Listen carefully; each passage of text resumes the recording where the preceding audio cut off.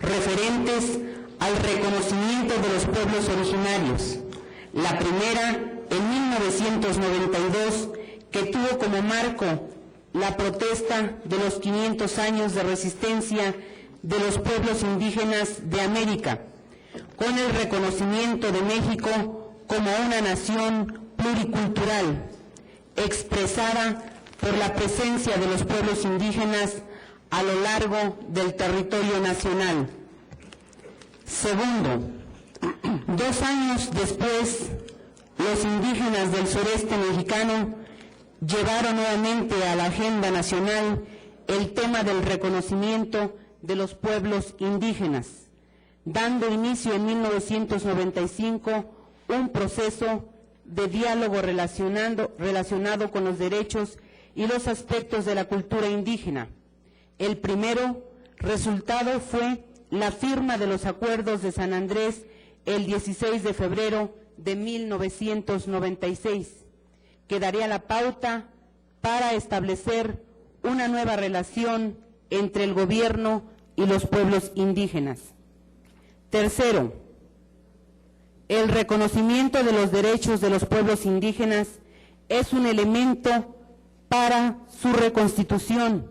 puesto que si bien el reconocimiento de dichos derechos colectivos son la expresión jurídica esencial que han adquirido hoy en día las demandas indígenas,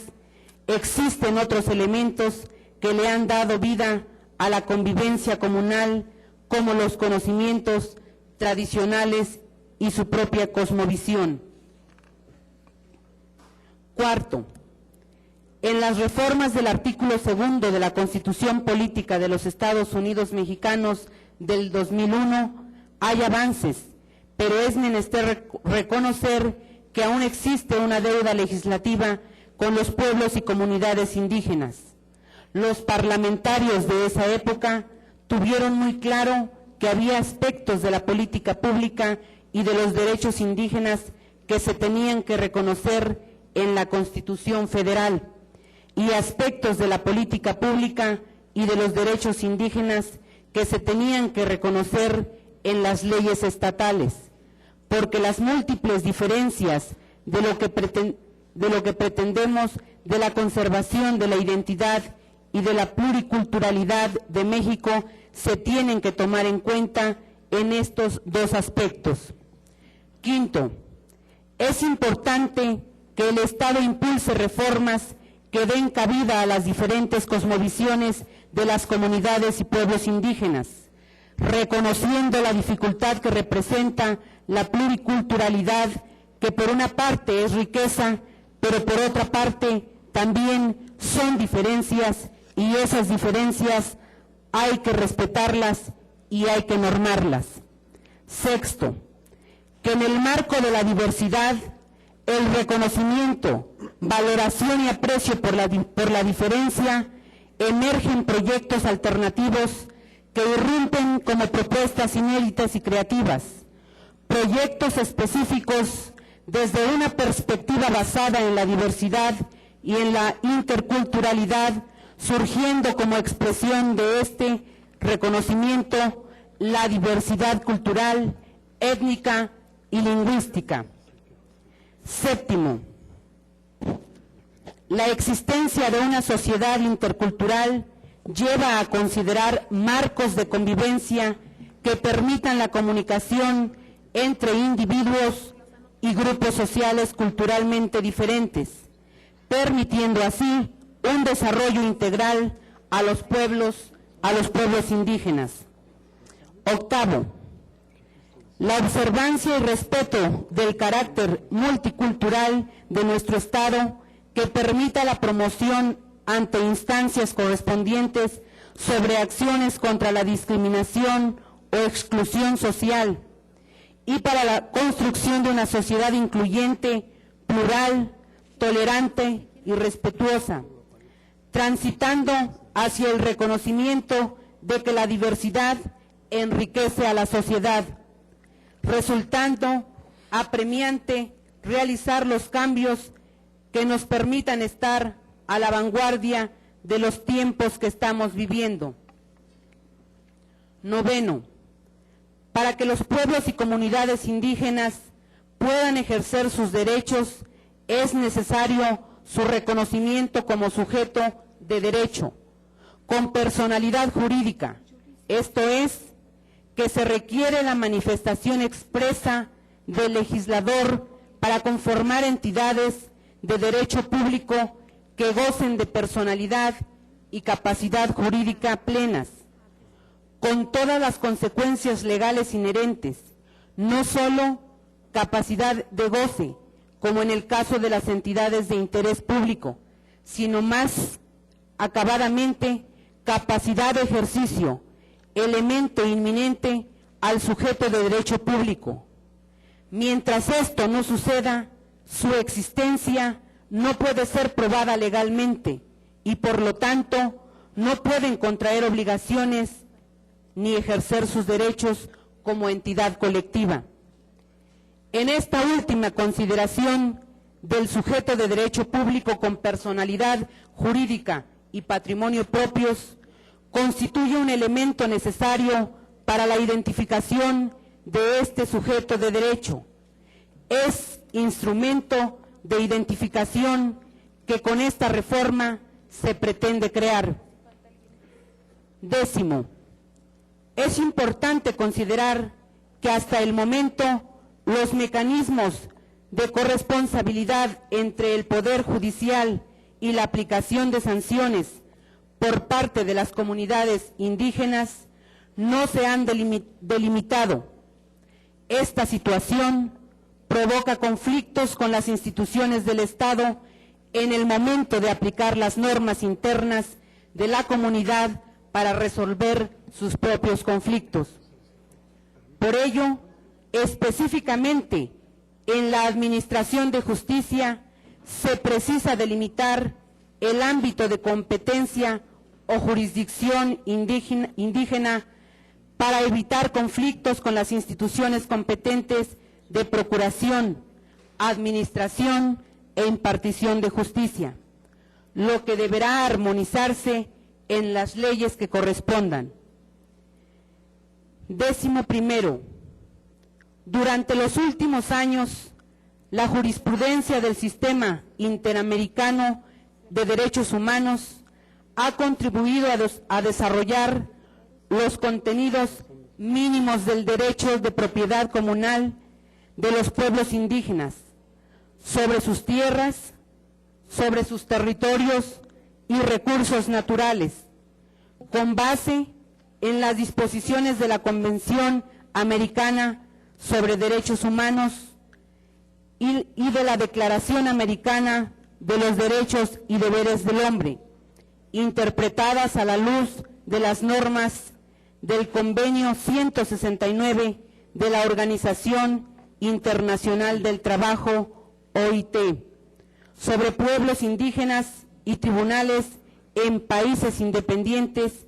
de las declaraciones de las Naciones Unidas sobre los derechos de los pueblos indígenas, del proyecto de Declaración Americana sobre los derechos de los pueblos indígenas y otras fuentes relevantes, conformando un corpus iuris coherente que define las obligaciones de los Estados miembros de la Organización de Estados Americanos en relación con la protección de los derechos de propiedad indígena. Décimo segundo, otro tema que está inminentemente ligado a los recursos naturales es el del conocimiento tradicional, asociado a recursos genéticos, para lo cual este año México firmó el Protocolo de Nagoya sobre el conocimiento tradicional asociado a recursos genéticos en vías de ratificación. Este protocolo establece como principio fundamental para la negociación de un recurso genético el consentimiento libre, previo e informado. Décimo tercero, el que los pueblos y comunidades indígenas accedan plenamente a la jurisdicción del Estado es un tema prioritario Cada vez más, los censos penitenciarios arrojan una importante población indígena en reclusión, población que por no haber contado lamentablemente con intérpretes, traductores o defensores que los asistieran en su propia lengua y que dicha asistencia fuese con pertinencia cultural, han sido motivos de ser sentenciados. Esto también incluye a quienes están en reclusión por haber cometido delitos menores y que no pudieron pagar una fianza para obtener su libertad. Por lo que el Estado debe garantizar, con base en una armonización legislativa integral, que los sistemas de procuración, administración e impartición de justicia, incluyendo las autoridades agrarias y laborales, cuenten con intérpretes, traductores y defensores que hablen las lenguas predominantes en el Estado y que conozcan los sistemas normativos de los pueblos indígenas para garantizar un verdadero acceso a la justicia de nuestros indígenas. 14. Son cada vez más los reclamos de la población indígena exigiendo su derecho a ser consultados cada vez que se prevean medidas legislativas o administrativas susceptibles de afectarles directamente. Al respecto, el relator especial de las Naciones Unidas sobre los derechos de los pueblos indígenas ha comentado que sería irrealista decir que el deber de los estados de celebrar consultas directamente con los pueblos indígenas mediante procedimientos especiales y diferenciados se aplica literalmente. En el sentido más amplio, siempre que una decisión del Estado pueda afectarlos, ya que prácticamente toda decisión legislativa y administrativa que adopte un Estado puede afectar de una u otra manera a los pueblos indígenas del Estado, al igual que al resto de la población. En lugar de ello, una interpretación de los diversos artículos pertinentes de la Declaración de las Naciones Unidas sobre los derechos de los pueblos indígenas, basada en el propósito de dichos artículos, teniendo en cuenta otros instrumentos internacionales y la jurisprudencia conexa. Todo esto conduce a la siguiente conclusión sobre el ámbito de aplicación del deber de celebrar consultas. Es aplicable siempre que una decisión del Estado pueda afectar a los pueblos indígenas en modos no percibidos por otros individuos de la sociedad. Una incidencia diferenciada de esa índole se presenta cuando la decisión se relaciona con los intereses o las condiciones específicas de determinados pueblos indígenas, incluso si la decisión tiene efectos más amplios, como es el caso de ciertas leyes existentes. No debe considerarse que esta disposición de la Declaración confiere a los pueblos indígenas un poder de veto con respecto a las decisiones que los pueda afectar, sino más bien señala que el consentimiento es la finalidad de las consultas con los pueblos indígenas. A este respecto, el convenio número 169 de la OIT dispone que las consultas deban celebrarse con la finalidad de llegar a un acuerdo o lograr el consentimiento acerca de las medidas propuestas. Los términos, un poco diferentes de la declaración, sugieren